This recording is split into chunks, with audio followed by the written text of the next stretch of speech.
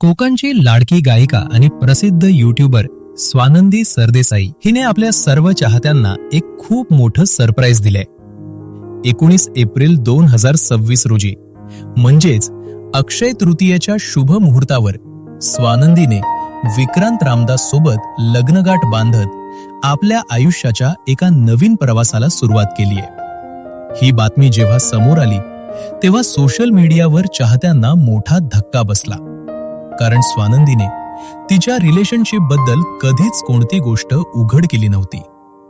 तिने थेट लग्नाचे फोटो शेअर करत श्री व सौ असं कॅप्शन दिलं आणि ही आनंदाची बातमी आपल्या चाहत्यांसोबत शेअर केली.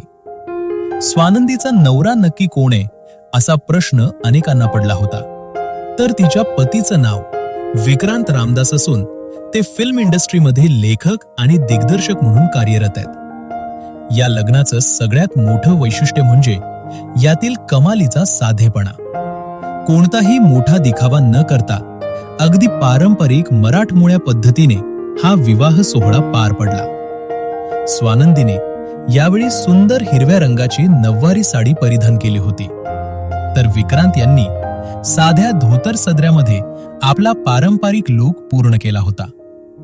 या दोघांची लव्ह स्टोरी नेमकी कधी आणि कशी सुरू झाली हे अद्याप एक रहस्यच असलं तरीही सोशल मीडियावर सध्या या जोडीची जोरदार चर्चा सुरू आहे. स्वानंदीने फक्त युट्यूबवरच नाही तर आपल्या सुमधुर आवाजाने देखील प्रेक्षकांच्या मनावर राज्य केलंय.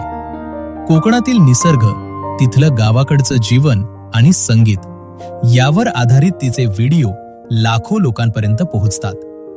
तिने दशावतार या मराठी चित्रपटासाठी गाणंही गायलंय.